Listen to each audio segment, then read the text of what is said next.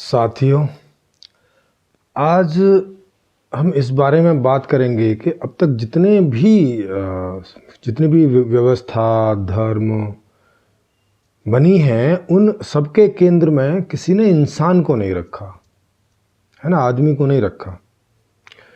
किसी ने इंसानियत को केंद्र में रखा, किसी ने मानवता को केंद्र में रखा, कोई विज्ञान को केंद्र में रखना चाहता है, कोई कुरान को केंद्र में रखना चाहता है, कोई वेदों को केंद्र में रखना चाहता है, कोई बाइबल को केंद्र में रखना चाहता है, कोई जैन धर्म के ग्रंथों को केंद्र में रखना चाहता है, कोई बौद्ध धर्म के ग्रंथों को केंद्र में रखना चाहता है ना। इतने सारे धर्म आए, इतने सारी व्यवस्थाएं आई, इतना सारा सब कुछ आया, लेकिन कोई आदमी को केंद्र में नहीं रख रहा है ना। आप बोलेंगे नहीं, ये सब तो आदमी के लिए ही है।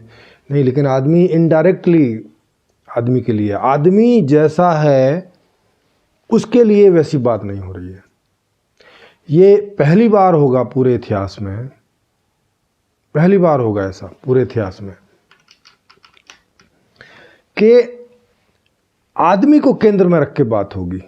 जो मैंने संपूर्ण समाधान व्यवस्था लिखी है इसी नाम की किताब में, उस आदमी को केंद्र में रखा है। जैसा आदमी होता है, ऐसा नहीं कि उसके सद्गुण का विकास होना चाहिए, उसमें सद्गुण घुसाना चाहिए, वो खराब पैदा होता है उसको सुधारना चाहिए, है ना। लाइक वेद बोलते हैं सदोगुणी बनो, ब्रह्मा प्रजापति वो बोलते हैं सदोगुणी बनो, तुम तमोगुणी हो। आदमी जैसा है उसकी तो बात ही नहीं हो रही है। कुरान बोलता है कि तुम्हारा यहाँ जन्म हुआ है यहाँ कोई टेस्ट देने के लिए, कोई एग्जाम देने के लिए। बताओ, मतलब आदमी एग्जाम देने आया है? माने आदमी तो केंद्र में ही नहीं है। बाइबल कहता है कि अपने शत्रुओं को भी प्रेम करो। क्यों भाई, तुम पहले शत्रु बनाए दे रहे हो और फिर प्रेम करवा रहे हो जबरदस्ती लोगों से। पहले लोगों को आप शत्रुता इत्यादि में बांट दे रहे हो और फिर जो है उनको बोल रहे हो कि भाई शत्रुओं को भी प्रेम करो। भाई ये कौन सा तरीका है जीवन जीने का? कि मतलब शत्रुओं को भी रखोगे बना के, ऐसा सिस्टम रखोगे कि शत्रु लगातार बनते रहें और फिर दूसरे लोगों को बोलोगे कि तुम इनको प्रेम करो, तो तुम मेरे राज्य में प्रवेश पाओगे। बताओ, तो कहीं भगवान सेंटर में है, कहीं भगवान का बनाया हुआ अलग अलग धर्म सेंटर में है, केंद्र में है, कहीं सो कॉल्ड मानवता केंद्र में है कि मानवता मतलब ऐसा ऐसा ये गुण मानवता के ये केंद्र में है। आदमी को केंद्र में नहीं रख रहे। ऐसा अब पहली बार है कि मैंने एक ऐसी व्यवस्था को सृजित किया है, ऐसी व्यवस्था की सृजना की है कि जिसके केंद्र में आदमी है, वो जैसा पैदा होता है वैसा। कोई बाइबल को मानने वाला आदमी नहीं कह सकता कि बाइबल में जैसा जीवन जीने के लिए दिया है भाई वैसा मैं जीवन जीना चाहता हूं पूरी तरह से ना। कोई दो चार बात उसको पसंद आती होंगी उसमें। वही हाल मुस्लिम का है कि उसको पूछो कि भाई कुरान में जो भी कुछ है सब ऐसे जीना चाहते हो ना, वो सारी बातों को मना कर देगा वो। वेद को मानने वालों को देखो, आर्य समाजी हैं और भी दूसरे हैं जो वेदों को मानते हैं, उनको पूछो कि अच्छा वेदों में जैसा जैसा जीवन लिखा हुआ वैसा वैसा जियोगे?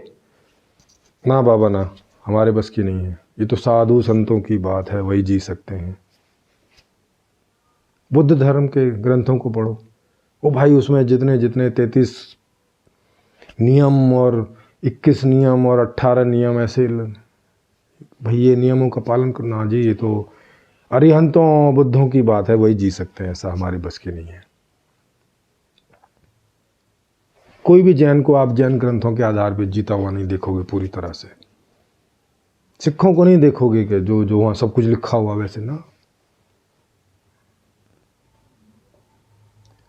लेकिन जैसा जो संपूर्ण समाधान की मैं बात कर रहा हूं वो ऐसा है कि उसको जो भी कोई पढ़ेगा वो बोलेगा अरे यार ये तो मैं जीना ही चाहता हूं, ये तो बिल्कुल जैसा मैं चाहता हूं वैसी ही बात कर रहा है भाई।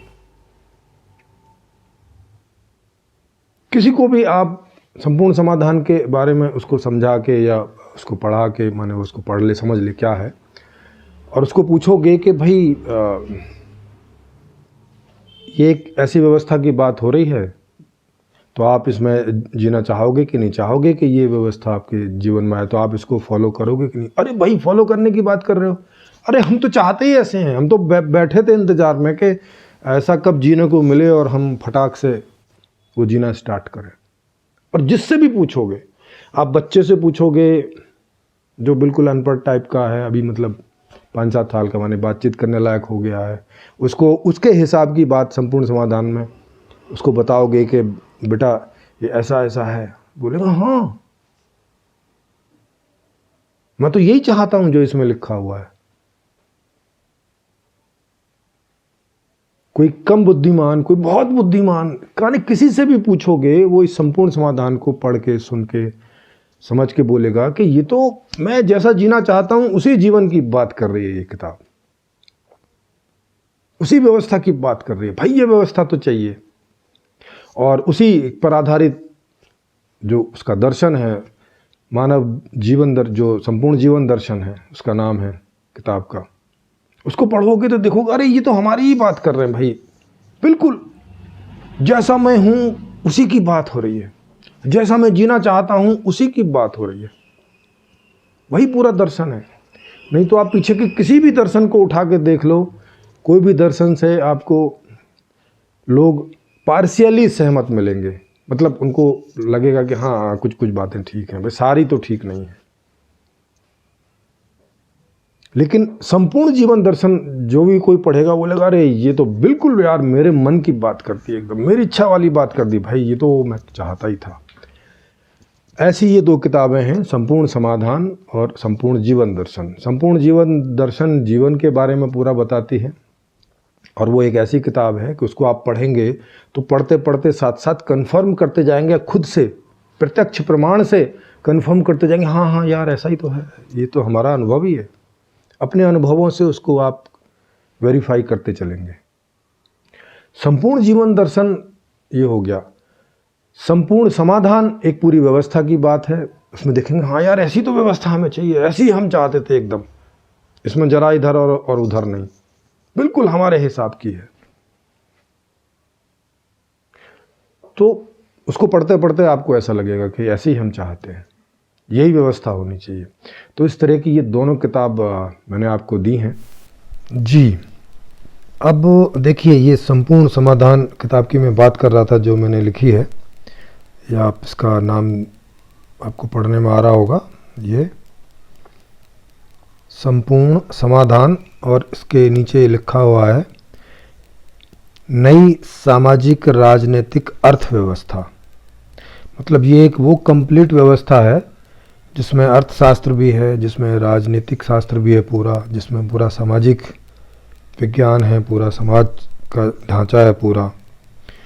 और इसमें यहाँ पर ये कोट भी आप देखेंगे कि एक साथ मिलकर ही हम सारे सुखों को प्राप्त कर सकते हैं यदि एक सही संपूर्ण व्यवस्था हो तो। माने हर आदमी अपने अपने ढंग से चल के अपने आधार पर नहीं सारी चीज़ें प्राप्त कर सकता, उसके लिए ज़रूरी है कि हम सब एक हों, और हम सब के एक होने के लिए एक व्यवस्था की आवश्यकता है, उसी का नाम संपूर्ण समाधान व्यवस्था है।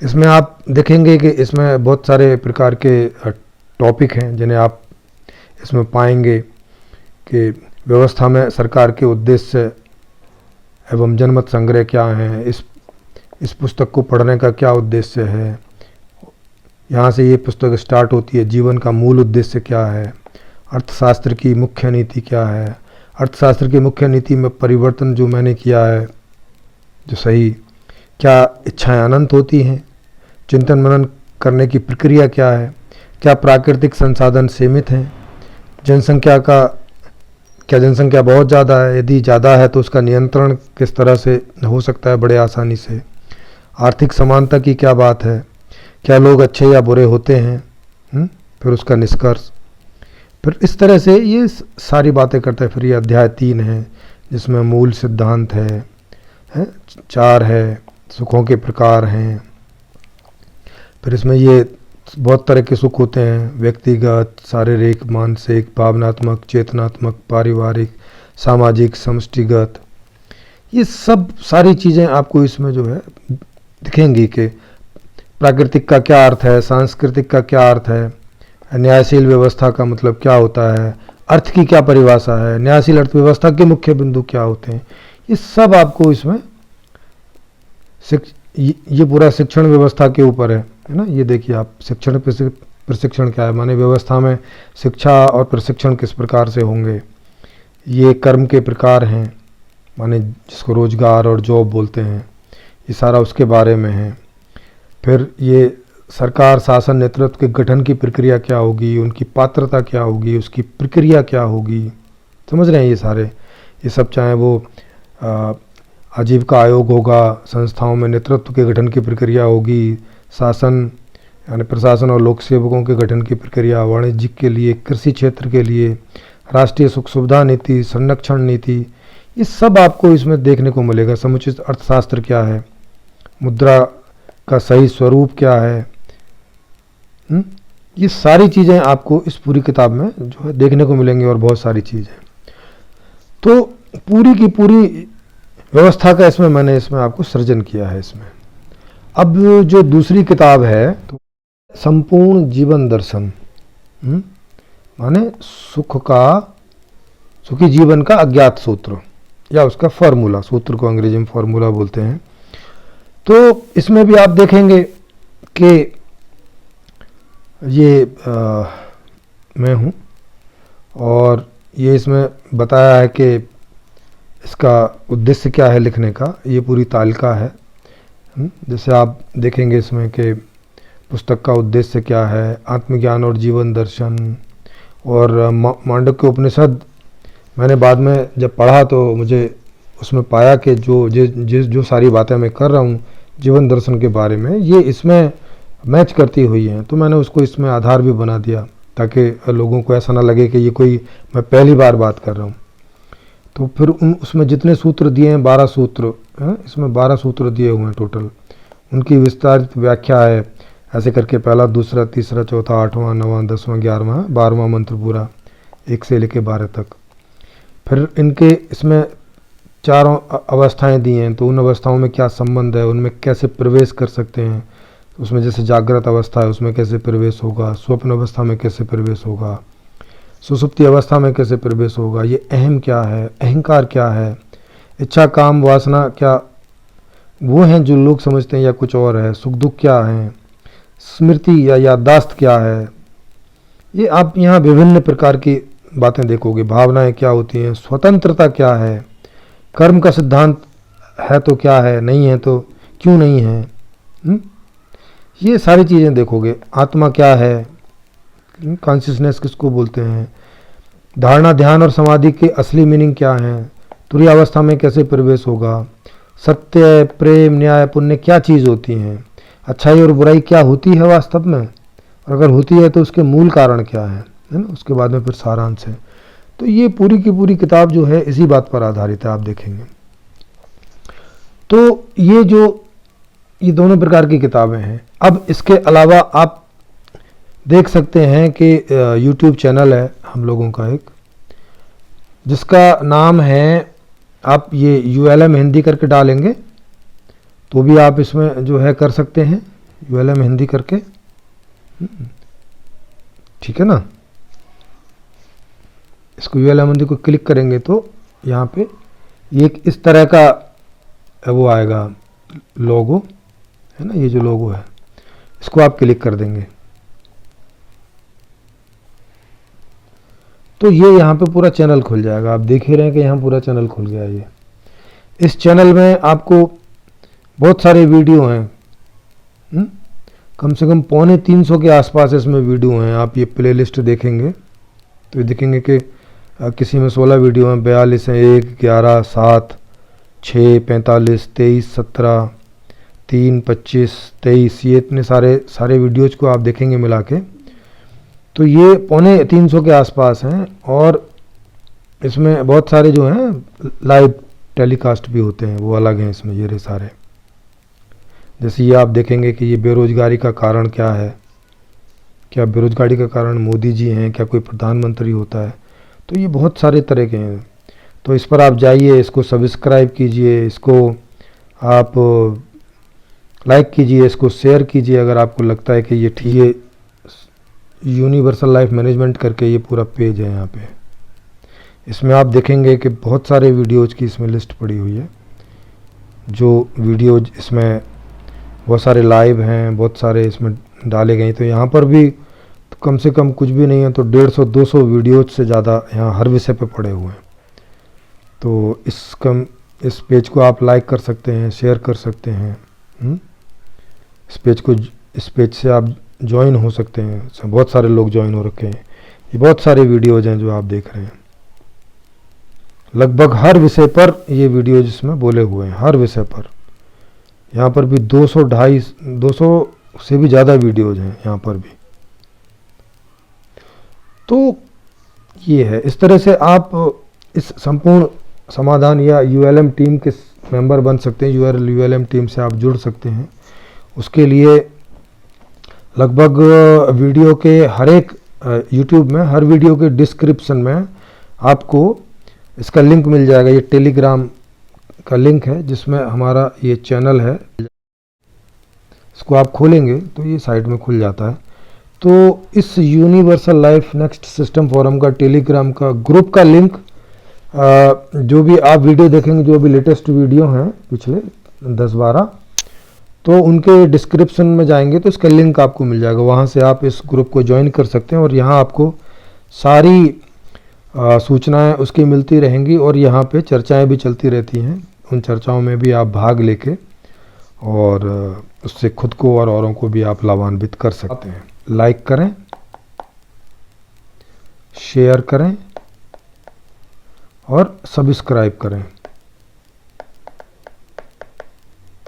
है ना। ये तीनों चीज़ आप करें तो जितना जल्दी ये लोगों तक पहुंचेगा उतना जल्दी इस प्रकार की व्यवस्था आने की बात होगी। जी, तो आप सभी का इसे देखने के लिए बहुत बहुत धन्यवाद।